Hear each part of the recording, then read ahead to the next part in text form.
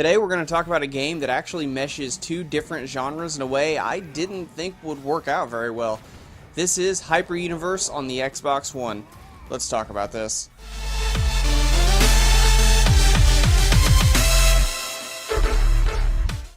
The gameplay featured here is brought to you by Player One Coffee. Coffee made by gamers, for gamers. Use the link in the description to get 5% off instantly.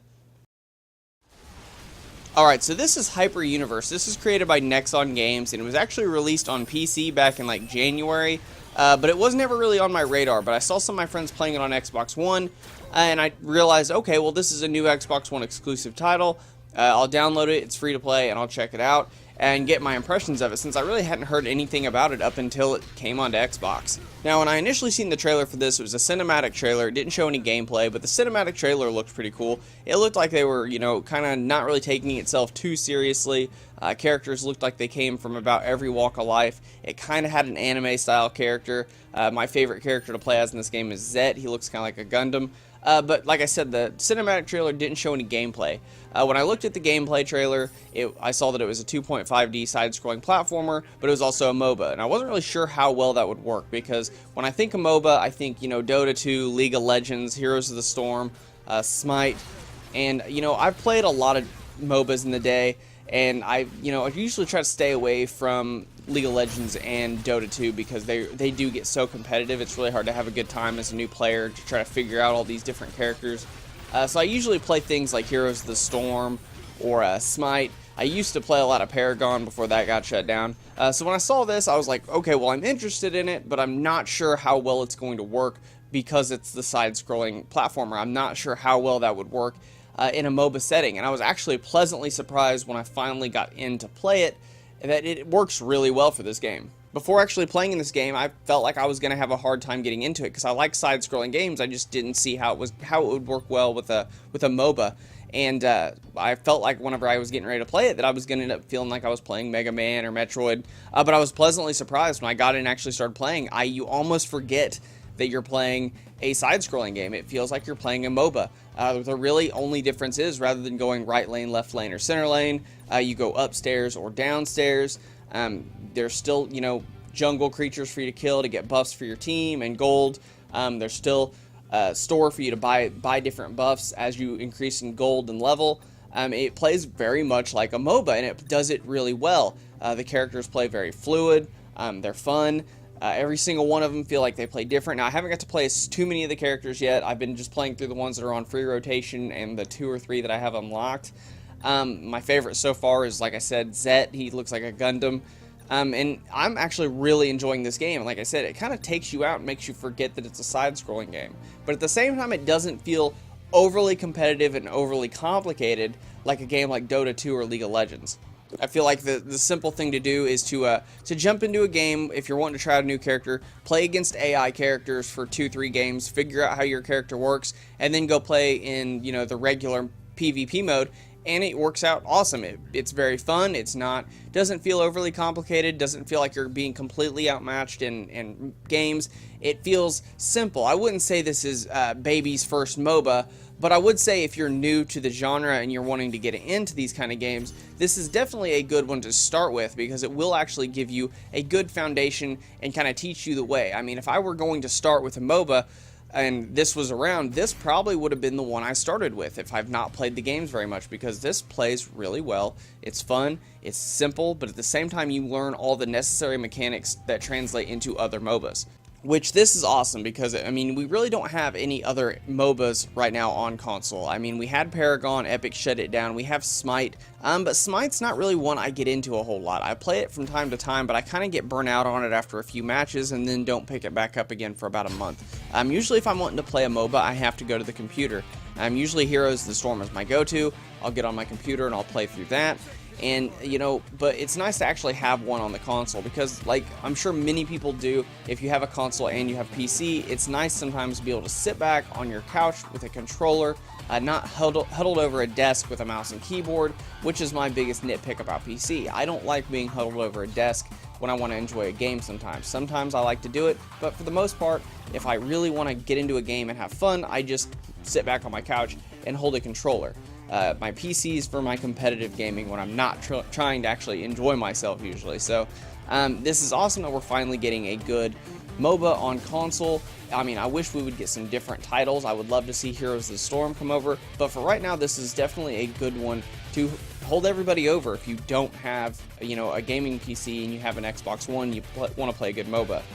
Now, this game is in early access, I will say. I had a nightmare of a time trying to get this game to work. I actually had to uninstall it and reinstall it on both my Xbox Ones about 6 different times in order to finally get it to where it would play. For whatever reason, it would boot up to the Unity logo and it would crash back to the Xbox dashboard. No matter what I did, it did it. I cleared the cache, hard reset the Xbox.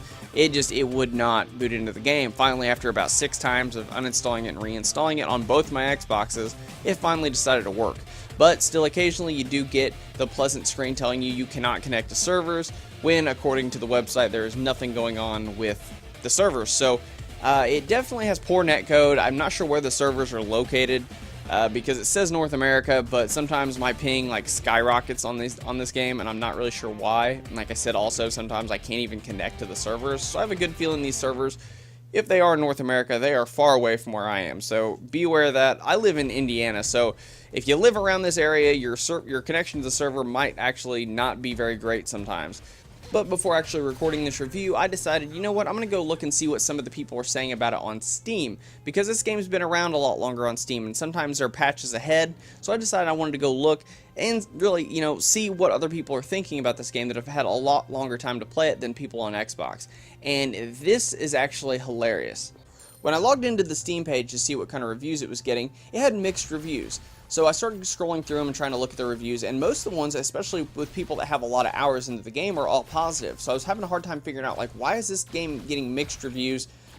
Where are the negative reviews at? Because aside from, somebody that has less than an hour in the game saying, well, this game sucks, I don't like it, negative, that happens. So I decided to go look at the curator reviews, and the only thing I've got to say about this is after looking at the curator reviews, some of these curators don't need to be curators. The biggest complaint from almost all the curators on this game were that the female characters were censored. Well, not necessarily censored. They were wearing too much clothes. Their bust size were not as big as they wanted them to be. I mean, this was the complaint. This is why people were giving the game a negative review, simply because they wanted to see some inappropriate stuff and it wasn't in the game. To me, that is stupid. You should not give a game a negative review, especially a game that's not really, if you watch the trailer, it doesn't look like it's intended for mature audiences. It looks like it's a game that's made for anybody to play it. And for your biggest complaint to be, well, the game doesn't show enough boobs, that is just stupid. If that's your negative takeaway from the game, then go play something else. And the fact that most of these people were curators that are giving the game negative reviews, and that's why they have negative reviews, that to me is just dumb. If it was because the microtransaction related or gameplay related, fine. But don't give a game a negative review because of that, because that reflects badly. That's probably why I've never really heard about this game, because it wouldn't show up on my radar if it had a bunch of negative reviews, because a lot of people wouldn't be telling me, hey, you got to check this game out, because people avoid games when they say they've got a lot of negative reviews. But if most of your negative reviews are for something like this, you're killing a game that you have no business even playing. But as I've said before, because this game is free to play, I suggest, try the game out, play it for yourself, form your own opinion about it. Don't listen too much to the negative reviews, or if you're going to read the negative reviews, actually read them, because a lot of them are very unfounded, and the fact that they're arguing over, oh, there's no nudity in the game, and the woman doesn't have, huge breasts, it just, to me, it's baffling that that's why a game would get a negative review. Because it is a good game. It's fun, it's easy to play, it's easy to get the hang of, and it's a good time killer. So I suggest just trying it out for yourself. Sorry I haven't been uploading lately, guys, though. My wife is on vacation, so I was spending a lot of time with her and my kids. It's hard for me to get a lot of videos done when I've got her and my kids and work and everything going on all at the same time. So while she was on vacation, I just decided, I'll do videos when I can. Other than that, I'm not going to rush them out. But she went back to work today, so I'm back on the grind trying to get as many videos out as possible. I do have a DayZ on Xbox One video coming out. I was able to get into the early access of that, so I'm going to be playing through that for about 2-3 days, and then I'll be getting that review out. But that's all the time I got for this one, guys. I hope you guys enjoyed this video. If you like this video and you want to see more, please click that red subscribe button. If you want to know anytime Nathan or I upload videos, please click that bell icon. YouTube is not giving out notifications. But that's all the time I got for this one, guys, and I will see you guys next time.